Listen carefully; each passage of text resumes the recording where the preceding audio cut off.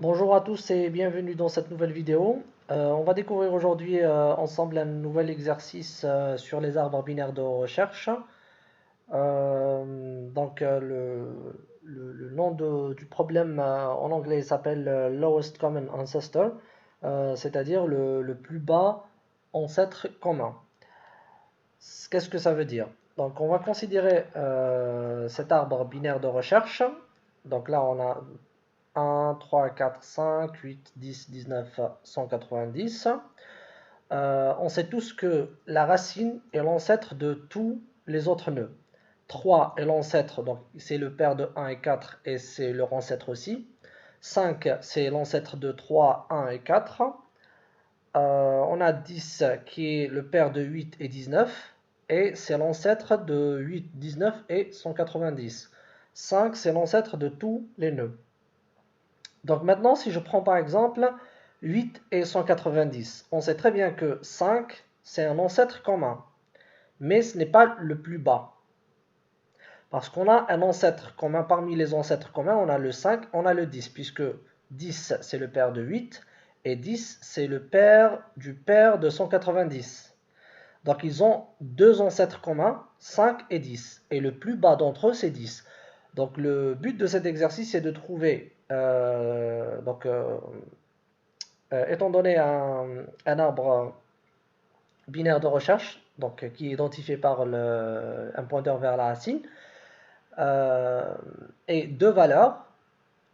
euh, le but c'est de trouver un pointeur vers le nœud qui est le plus bas ancêtre commun. On va écrire le programme maintenant. Donc on va dans source.h écrire le, le prototype de la fonction. Donc node étoile lowest common ancestor, donc LCA. Ça va prendre un pointeur vers la racine et deux valeurs, V1 int V2. Donc ici je rappelle, ou plutôt je souligne que V1 et V2 ne sont pas forcément triés, c'est-à-dire V1 n'est pas forcément inférieur à V2 ou supérieur à V2. Donc ici V1 peut être inférieur, peut être égal, peut être... en fait elle peut être n'importe quelle valeur. Après, c'est vrai que ça doit forcément être différent. Il faut qu'elle soit de valeurs différentes pour qu'il y ait deux nœuds différents. Après, deuxième remarque, en fait, ici, on ne va pas vérifier que V1 et V2 appartiennent à l'arbre. On suppose qu'elles appartiennent. Il y a des nœuds qui contiennent ces valeurs V1 et V2. Donc ici, le but, c'est pas de chercher les valeurs, mais plutôt de chercher juste le plus bas ancêtre commun. Donc je colle le prototype ici. Donc dans un premier temps, on va essayer de trier ces deux valeurs. Donc on va mettre la plus petite valeur dans V1 et la plus grande valeur dans V2. Alors pour faire ça, je fais int t comme une variable temporaire où je vais l'appeler tmp par exemple, égale, je peux utiliser l'opérateur ternaire. Donc si V1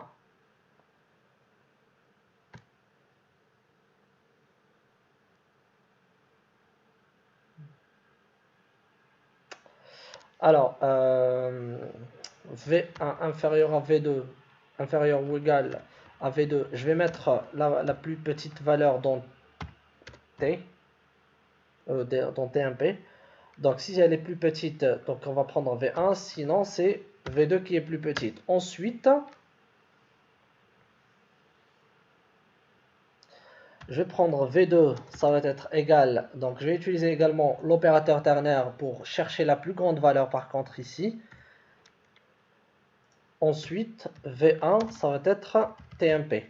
Donc là, je suis sûr que V1 contient la plus petite valeur et V2, c'est la plus grande valeur. Ensuite, On va tester donc la fonction, comme il s'agit d'une fonction qui traite des arbres binaires de recherche, donc elle va être récursive. Donc si alors V1 égale à route val,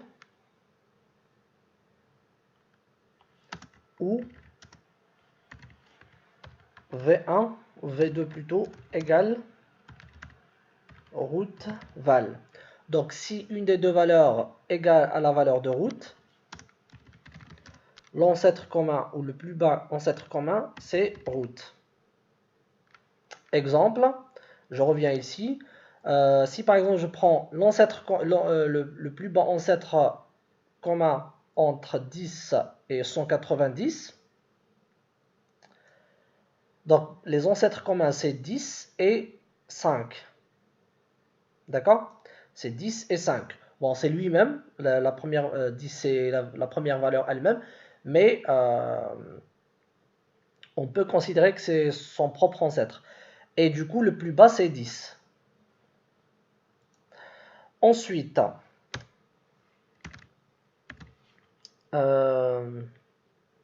si V1 inférieur strictement à route val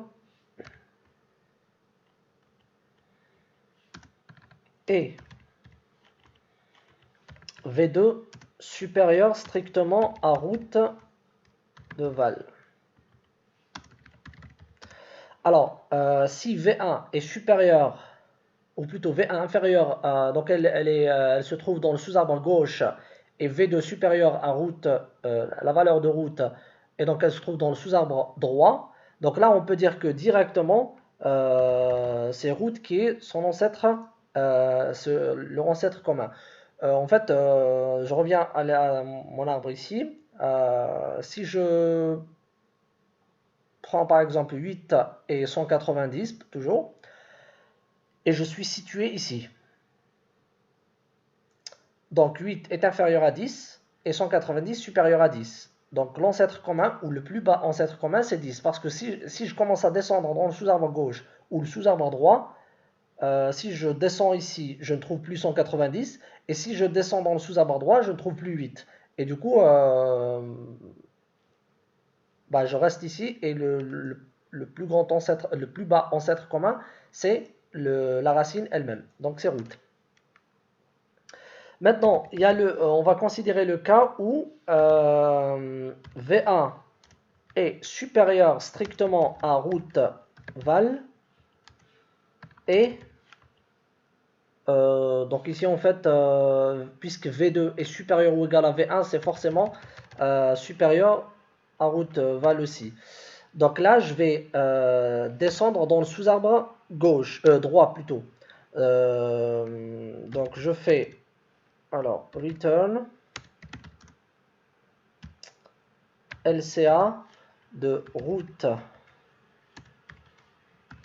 right V1 V2.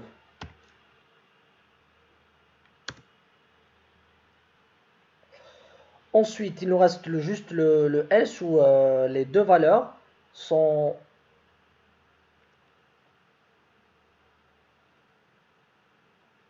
plus petites que route que la valeur de route. Pas la peine de faire un if ici. V2 return directement LCA de route left. Donc je vais descendre dans le sous-arbre gauche V1 et V2.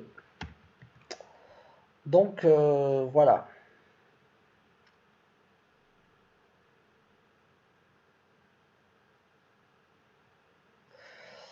Maintenant, on va essayer de voir, on va essayer d'exécuter notre fonction pour voir ce que ça donne.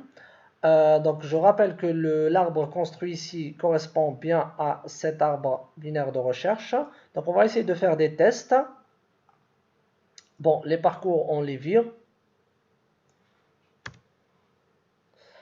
Pareil pour le truc de la hauteur. Je vais créer node étoile P égale LCA, je lui donne route, et la valeur, alors on va prendre valeur 1 et 4. 1, 4. Ensuite, j'affiche la valeur P, la valeur de P. LCA égale.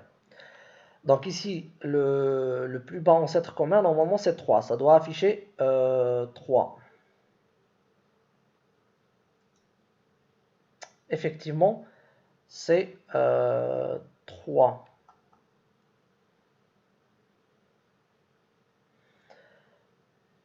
Si je fais par exemple 1 et 190, normalement, ça va afficher 5, c'est-à-dire la racine de l'arbre lui-même. Tout à fait, ça affiche bien 5. Maintenant, je vais faire un dernier test 8 et 190.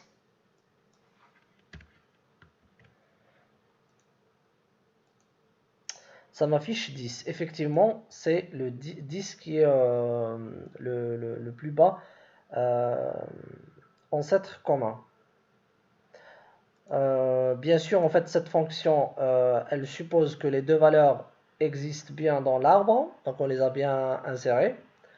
On suppose que c'est un arbre binaire de recherche parce que tous ces tests en fait qu'on a fait ici, en fait, ils se basent sur l'hypothèse que l'arbre binaire est de recherche. Donc voilà. Je vous dis, c'est tout pour cette vidéo qui traite euh, du plus bas ancêtre commun de deux valeurs dans un arbre binaire de recherche.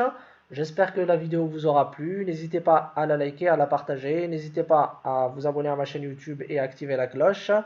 N'hésitez pas également à me laisser à m'écrire dans les commentaires pour me dire ce que vous en pensez, si vous avez des remarques ou des questions ou même des exercices que vous voulez que je traite dans une prochaine vidéo.